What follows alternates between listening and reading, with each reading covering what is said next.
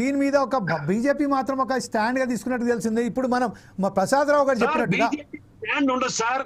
వాళ్ళ అవకాశాన్ని మలుచుకోవడానికి వాళ్ళు తీసుకునే దౌర్భాగ్య నిర్ణయాలకి మనందరినీ బద్దుల్ని చేస్తారు. వాళ్ళకి స్టాండ్ ఉంటే ఇలా ఉండదు.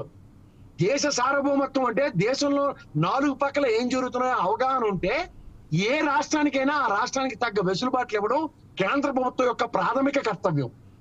దాన్ని విస్మరించి నేనన్నదే శాసనం అనుకుని చేసే దాన్ని మీరు ప్రజాస్వామ్యం అంటే మాత్రం నేనైతే ఒప్పుకోను. ఈ విషయంపై మస్తానా గారు మీరెలా స్పందిస్తారండి? ఇంకో విషయం, యాక్చువల్గా ఈ కేంద్ర రాష్ట్ర సంబంధాల మీద గతంలో ఎన్టీ రామారావు గారు ఉన్నప్పుడు కూడా ఇదేనా అభిప్రాయాన్ని వ్యక్తం చేశాడు ఆయన.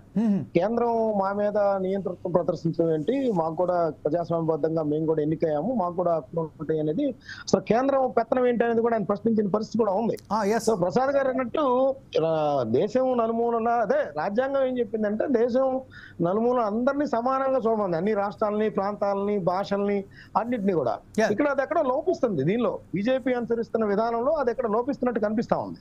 సరే ఇందాక మీరు ఈ రాజకీయాల గురించి చెప్పారు. యాక్చువల్ గా ఏంటంటే ఈ సర్వే ఇప్పుడు తమిళనాడులో ఇంకా సంవత్సరంలో ఎలక్షన్స్ రాబోతున్నాయి కాబట్టి ప్రస్తుతం అక్కడ రాజకీయాలు కూడా వేడెక్కిన పరిస్థితి కూడా ఉంది. దాని మీదే తమిళనాడులో ఇప్పుడు పళనిస్వామి గారు ఆల్రెడీ రాజకీయ ఎత్తుగడలు ప్రారంభమైపోయినాయి.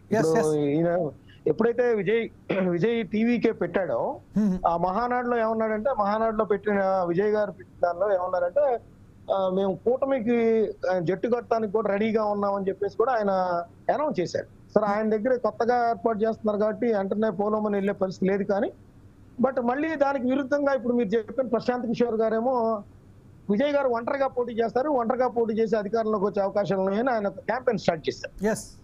అంటే నేను యాక్చువల్ గా తమిళనాడు రాజకీయాలు నేను పీకే గారి గురించి తర్వాత మాట్లాడతాను, యాక్చువల్ దాని గురించి మాట్లాడతాను. ఇప్పుడు ఏమైతుందంటే అక్కడ తమిళనాడులో ఒకటి చూడొచ్చు సార్, మనం డిఎంకే ఏదైనా కూడా మనకి అక్కడ అలయన్స్లతోనే పోటీ నడుస్తూ ఉంది ప్రస్తుతం. అలయన్స్లతో పోటీ నడుస్తుంది. రెండోది ఏంటంటే ఏఐడిఎంకే క్రమేణా బలహీన పడతా ఉంది. మీకు 2016 ఎలక్షన్స్ లో దాదాపు 40% దాకా ఉంది ఏఐడిఎంకేకి ఓటింగ్ పర్సంటేజ్. సో ఈ మొన్న 2024 సార్వత్రిక ఎన్నికలకు వచ్చేసరికి 20% తగ్గిపోయింది.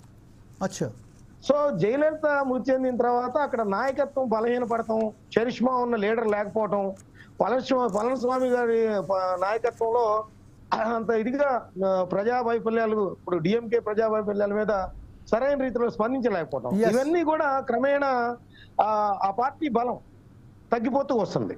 సో అక్కడ ఆ గ్యాప్ ని పూర్తి చేయడానికి అన్నట్టు ఇప్పుడు టీవీకే ఒకటి వచ్చిన పరిస్థితి కూడా ఇక్కడ మనం గమనించదు. ఇప్పుడు మీరు చెప్పిన సర్వేలో కూడా అది ప్రతిఫలిస్తుంది. ఏంటంటే నిన్న కొన్ని నెలల క్రితం ఆయన అనౌన్స్ చేసినప్పటికీ కూడా విజయ్కి సంబంధించి ఓటింగ్ పర్సంటేజ్ 18% రావడం వెనక కూడా అదొక కారణం ఉందని కనిపిస్తా. అంటే డిఎంకేకి ప్రధాన ప్రత్యామ్నాయంగా ఏఐడిఎంకే కాకుండా మరో పార్టీ వైపు ప్రజలు చూస్తున్నారంటానికి ఇదొక ఎగ్జాంపుల్ గా మనం చెప్పచ్చు. జమీల్ గారు అంటే నేను అనేది అంటే ఉన్న పళనిస్వామి గారు ఎప్పటి నుంచో ఉన్నారు, అంతకుముందు ముఖ్యమంత్రిగా చేశారు, అయినప్పటికీ కూడా ఆయనకి 10% రావడం. అన్నామలై బీజేపీకి సంబంధించి ఆయన ఇండివిజువల్ జరిగిన ఆయన 9% రావడం. ఇంకోటి ఏంటంటే పళనిస్వామి గారు కూడా ఫస్ట్ ఈ విజయ్ గారితో వెళ్తే ఎలా ఉంటుందని ఆలోచన చేశారు. చేసిన మిథున్ వాళ్ళ అబ్బాయి మిథున్ అని ఉన్నారు, ఆయన కూడా వెళ్ళి విజయ్ గారితో కలవటం, కొంత చర్చలు జరపడం జరిగింది, బయటికి అయితే రాలేదు. అయితే అది ఎక్కడ కొంత ఈ ప్రశాంత్ కిషోర్ ఏదైతే అనౌన్స్ చేశారో ఒంటరిగా వెళ్తుంది అన్న తర్వాత మళ్ళీ రాజకీయ ఎత్తుగడలో భాగంగా ఆయన వెళ్ళి అమిత్ షా గారిని కలవడం జరిగింది పళనిస్వామి గారు కొద్ది రోజుల క్రితం. అంటే వేరే ఇండికేషన్ ఇస్తున్నట్టుగా ఇక్కడ ఏంటంటే లేదు మేము స్టాలిన్ గారు ఇక్కడలాగే లెక్కర్ కుంభకోణానికి పాల్పడ్డారు, దాని మీద ఎంక్వైరీ చేయమని అడిగాం, ఈ ఎన్ఫోర్స్మెంట్ డైరెక్టరేట్ చేత అని చెప్పేసి అడగడానికి వెళ్ళాను. అదేవిధంగా తమిళనాడుకి సంబంధించి అనేక ఇప్పుడు ప్రస్తుతం ఉన్న ప్రభుత్వం ప్రజా వ్యతిరేక చర్యలకు పాల్పడుతుంది, వాటి మీద కూడా కంప్లైంట్ చేయడానికి, అదేవిధంగా తమిళనాడు రాష్ట్రానికి అనేక అభివృద్ధికి సంబంధించిన నిధులు కేటాయించడానికి వెళ్ళని చెప్తే ఇంకా పొత్తు ఏం కాదనేసి ఆయన చెప్పాడు. కానీ నిజానికి పొత్తులో భాగంగా అక్కడికి వెళ్ళినట్టుగానే బయట అంతా కూడా వినిపిస్తున్న పరిస్థితి కూడా చూడొచ్చు మనం. సో ఇప్పుడు టోటల్ గా చూస్తుంటే ఏంటంటే ఇప్పుడు రానున్న 1 year లో ఉన్నప్పటికీ కూడా ఎన్నికల్లో ఇప్పుడు ఎందుకంటే విజయకాంత్ గారి పార్టీ కూడా బలహీన పడిపోయింది పూర్తిగా. మీకు 2005లో పెట్టాడు ఆయన, 2006 కల్లా ఆయన బిచారా ఎత్తేసిన పరిస్థితి. ఎందుకంటే ఆయన పోటీ చేసిన 2 చోట్ల కూడా ఆయన డిపాజిట్ కోల్పోయిన పరిస్థితి. తర్వాత ఆయన చనిపోయారు, తర్వాత వాళ్ళ అబ్బాయి వచ్చినప్పటికీ కూడా అంత ప్రభావితం చేయలేకపోతున్నారు. సో ఇవన్నీ చూస్తా ఉంటే తమిళనాడులో ఒక డిఎంకేకి ప్రత్యామ్నాయంగా ఎదగడానికి ఏఐడిఎంకే కాకుండా ఇంకొకరి వైపు కూడా ప్రజలు చూస్తున్నారంటానికి ఇక్కడ ఎగ్జాంపుల్ గా ఉంది. ఓహో. అందుకనే ప్రజల యొక్క ఒపీనియన్ కనుగొన్నాడు కాబట్టి ఆయన డిఎంకేకి అదేవిధంగా బీజేపీకి కూడా వ్యతిరేకంగా వెళ్ళాలనే స్టాండ్ తీసుకున్నట్టుగా విజయ్ గారు మాటల్లో అర్థమవుతుంది. ఓకే. ఎందుకంటే ఇప్పుడు పార్లమెంటు డీలిమిటేషన్ వ్యవహారంలో కానీ హిందీ ఉద్యమం సంబంధించి కానీ ఆయన రెండు కూడా బీజేపీకి వ్యతిరేకంగానే మాట్లాడటం మనం గమనించవచ్చు. ఓకే.